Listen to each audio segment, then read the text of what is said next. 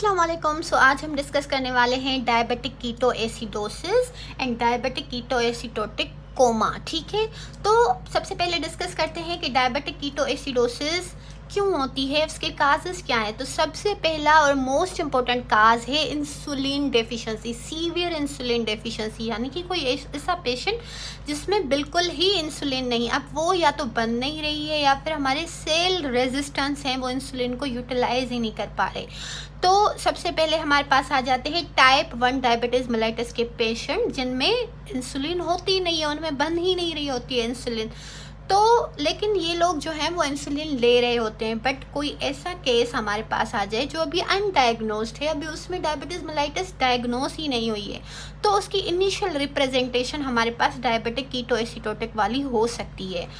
उसके अलावा diabetes mellitus type 1 का कोई पेशेंट है लेकिन उसको और कोई प्रॉब्लम हो गई है, अब वो इंसुलिन ले रहा है लेकिन वो इंसुलिन इतनी सफिशेंट नहीं है कि वो इन सारे प्रॉब्लम्स से भी लड़ सके, तो उसको कोई इन्फेक्शन हो सकता है, ट्रॉमा हो सकता है, सर्जरी, एमआई, या फिर एक और काज भी हो सकता है कि ये पेशेंट डायग्नोस्ड हो चुका है डायबिटीज़ मेलाइटस टाइप 1 से, और वो इंसुलिन लेने के लिए उसको डॉक्टर ने कहा है, लेकिन वो कभी कभी ऐसा है कि मैं भी उसका दिल ना करे कि वो इंसुलिन ले, या फिर वो ऐसा सोचे कि मैंने आज खाना ही नहीं खाया है तो मैं इंसुलिन भी नहीं लूँगा। ठीक है, तो यानी कि वो नॉन कॉम्प्लायंस दिखाए और इंसुलिन ले ही ना उस दिन, ठीक है, तो वो फिर कीटो एसिडोसिस में जा सकता है।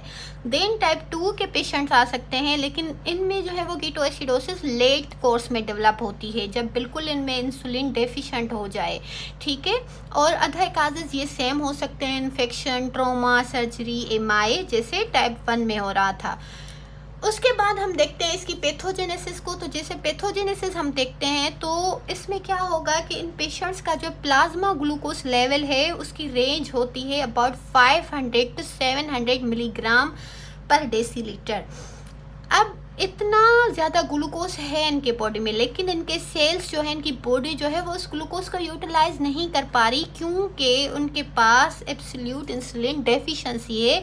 हमारे सेल्स के अंदर ग्लूकोज जाने के लिए हमें इंसुलिन चाहिए होती है, लेकिन इनके पास इंसुलिन है ही नहीं। अब इंसुलिन डेफिशिएंट है तो उनके बॉडी को, उनके सेल्स को ये लगता है कि भाई हमारे पास शायद ग्लूकोज नहीं है, तो वो क्या करते हैं, वो ग्लूकागोन को इंक्रीज़ करवाते हैं, एपिनेफ्रिन बॉडी में इंक्रीज़ होती है, कोर्टिसोल इंक्रीज़ होते हैं, इन सबको हम काउंटर रेगुलेटरी हार्मोन कहते हैं। अब ये जब हार्मोन इंक्रीज़ होते हैं तो ये फर्दर ग्लूकोज की कंसंट्रेशन को इंक्रीज़ करवाते हैं, फर्दर हाइपरग्लाइसीमिया करवाते हैं।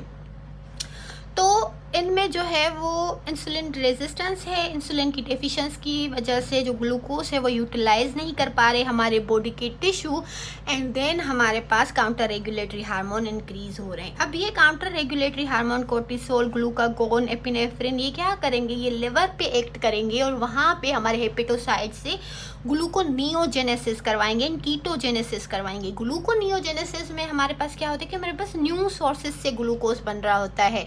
ठीक है, तो यानी कि ग्लाइकोजन जो है वो उससे नहीं बन रहा होता, यानी कि जो पहले प्रीवियस स्टोर हमारे पास ग्लूकोज है ग्लाइकोजन के फॉर्म में, तो उससे नहीं बन रहा होता, लेकिन न्यू सोर्सेज से, लाइक अमीनो एसिड से, लैक्टिक एसिड से, फ्री फैटी एसिड से, ये चीज़ें लाएंगे और इनसे न्यू ग्लूकोज बनवाने की कोशिश करेंगे। अब अमीनो एसिड ये मसल से लाएंगे, ठीक है, लैक्टिक एसिड भी हमारे मसल्स प्रोड्यूस कर रही होती हैं, तो वहाँ से लैक्टिक एसिड आएगा, और फ्री फैटी एसिड हमारे एडिपोज टिश्यू से आएंगे, और ये सब कन्वर्ट होंगे हमारे ग्लूकोज की फॉर्मेशन में। ठीक है, जब ग्लूकोज ये बनाएंगे तो और ज़्यादा हाइपरग्लाइसीमिया आ जाएगा इन पेशेंट्स में, लेकिन इंसुलिन नहीं है तो ये पेशेंट क्या करेंगे, ये उसको यूटिलाइज ही नहीं कर सकते हैं ग्लूकोज को। देन कुछ पार्ट होते हैं हमारे बॉडी में जो है वो उनको चाहिए क्या, उनको चाहिए वो फ्री फैटी एसिड्स को नहीं कर सकते is source of energy utilize. ठीक है, तो उनको चाहिए कीटोन बॉडीज़, जैसे कि हमारा ब्रेन है, तो कीटोन बॉडीज़ उनको चाहिए, तो उसके लिए कीटोजेनेसिस होगी। कीटोजेनेसिस में क्या होता है कि जो हमारे फ्री फैटी एसिड्स हैं उनको पहले एसिटाइल को ए में कन्वर्ट किया जाता है, एंड एसिटाइल को ए से फिर हमारे पास कीटोन बॉडीज़ बनती हैं। कीटोन बॉडीज़ में हमारे पास 3 कीटोन बॉडीज़ होती हैं, butyl hydrobutyric acid, acetic acetone and acetone. Acetone जो है वो मेटाबॉलिकली एक्टिव नहीं होती, यानी कि सेल्स इसको यूटिलाइज नहीं करते, लेकिन ये डायग्नोस्टिक फीचर्स में हमारे पास आ जाएगी, जिसको हम कहते हैं एक करेक्टराइज्ड एसीटोन ब्रेथ, जो कि इन पेशेंट्स में हमें मिलती है। तो इनकी ब्रीथ से एक फ्रूटी स्मेल आ रही होती है, और यूरिन में भी ये एसीटोन बॉडीज़ आती हैं, जो कि हम डिटेक्ट कर सकते हैं अगर किसी पेशेंट पे हम सस्पेक्ट कर रहे हैं कि उसको जो है वो डायबिटिक कीटोएसिडोसिस है तो। ठीक है, उसके अलावा अब ये कीटोन बॉडीज़ हमारे ब्लड में आ चुकी हैं, तो क्योंकि ये एसिडिक हैं, ठीक है, तो ये हमारे ब्लड की पीएच को क्या कर देंगी, कम कर देंगी, बिल्कुल कम कर देंगी ब्लड की पीएच को, यानी कि लेस देन में भी 3 कर दें, सही है। तो बिल्कुल जब हमारी पीएच कम हो जाएगी तो हमारी बॉडी में जो है वो एसिडोसिस डेवलप हो जाएगी, और ये एसिडोसिस कीटोन्स की वजह से, कीटोन बॉडीज़ की वजह से डेवलप हो रही है, तो अब हम इसको कीटो एसिडोसिस कहेंगे, और ये मोस्टली डायबिटिक पेशेंट्स में हो रही है, तो हम इसको डायबिटिक कीटो एसिडोसिस कह रहे हैं।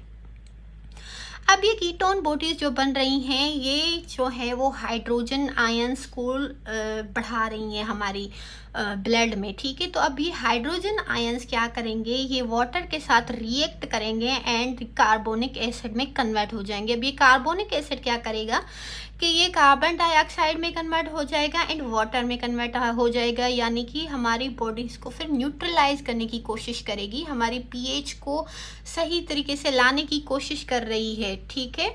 और उसके अलावा लेकिन इनमें कीटोजेनेसिस इतनी ज़्यादा हो रही होती है due to the severe insulin deficiency कि वो कीटोन बॉडीज़ जो हैं वो हमारे ब्लड में बहुत हाई होती हैं, तो फिर वो हमारे यूरिन में भी आ रही होती हैं, ठीक है। अब जब यूरिन में आएंगी तो हम इसको कहेंगे कीटोन यूरिया, ठीक है।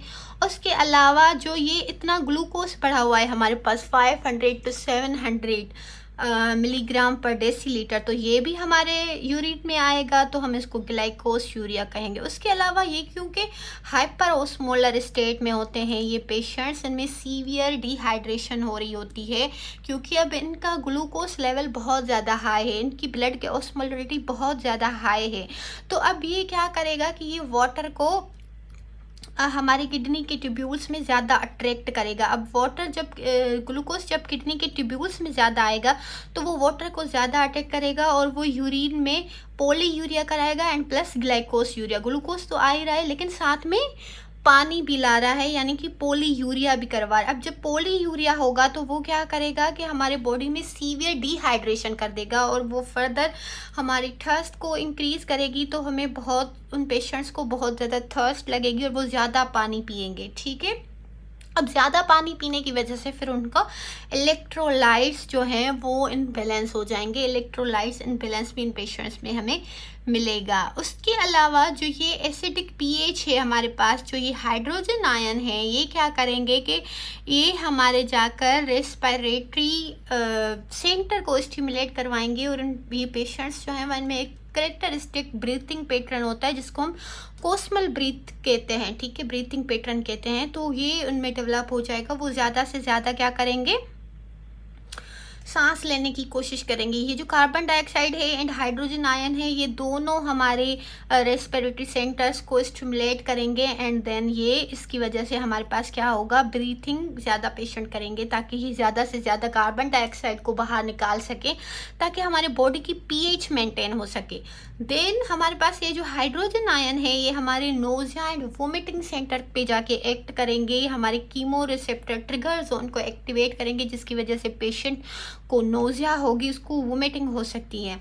तो ये थी सारी पैथोजेनेसिस जो इसके सिम्टम्स हमें पेशेंट में मिलेंगे। तो पेशेंट में हमें क्या सिम्टम्स मिलेंगे, हम कैसे डायग्नोस करेंगे। सबसे पहले तो पेशेंट का जो ब्लड ग्लूकोज है वो मोर देन 250 मिलीग्राम पर डेसीलीटर होना चाहिए। पीएच जो है वो उसकी लेस देन 7.3 यानी कि एसिडिक में होनी चाहिए। बाइकार्बोनेट आयन जो हैं वो उसके लेस देन 15 मिली इक्विवेलेंस पर लीटर होने चाहिए एंड कीटोन बॉडी जो है वो मोर देन 5 मिली मोल पर लीटर होनी चाहिए। तो हम इस पे डायग्नोसिस बना सकते हैं कि हमारा पेशेंट जो है वो डायबिटिक कीटोएसिडोसिस में जा रहा है। देन यहाँ पे इसके क्लिनिकल फीचर्स जो अभी हमने डिस्कस किए थे वो यहाँ पे लिखे हुए हैं कि पोलीयूरिया होगा initially, followed by the oliguria. पहले तो पोलीयूरिया होगा और फिर ओलिगोयूरिया हो जाएगा, क्योंकि अब हमारा पेशेंट जो है वो डिहाइड्रेशन में जा रहा है। देन नोजिया, वॉमिटिंग, जैसे मैंने बताया आपको कि हाइड्रोजन आयंस जो हैं वो स्टिमुलेट करेंगे हमारे कीमो रिसेप्टर ट्रिगर जोन को, वहाँ पे नोजिया और वॉमिटिंग को इनिशिएट करवा सकते हैं। इस पेशेंट में एब्डोमिनल पेन हो सकता है, उसका बीपी डिक्रीज हो सकता है due to the electrolyte imbalance, due to the volume loss, ठीक है, सर्कुलेटरी वॉल्यूम क्योंकि लॉस हो जाता है इनमें, एसिडोसिस हो सकती हो की वजह से जो है वो ब्लड वेजल्स भी हमारी डायलेट हो जाती हैं, तो जिसकी वजह से फर्दर बीपी जो है वो डिक्रीज हो जाता है। कोस्मोल ब्रीथिंग हमारे पास क्यों होगी, क्योंकि हमारा कार्बन डाइऑक्साइड इंक्रीज हो चुका है, हमारी बॉडी कंपनसेट कर रही है, जो हाइड्रोजन आयन हमारे कीटोन बॉडीज़ ने रिलीज़ किए थे उसको कंपनसेट करने के लिए, उसको बॉडी से बाहर निकालने के लिए कार्बन डाइऑक्साइड ज़्यादा बन रही थी एंड वाटर बन रहा था। तो कार्बन डाइऑक्साइड जो है वो ज़्यादा इंक्रीज़ होगी तो वो डायरेक्ट हमारे ब्रीथिंग सेंटर को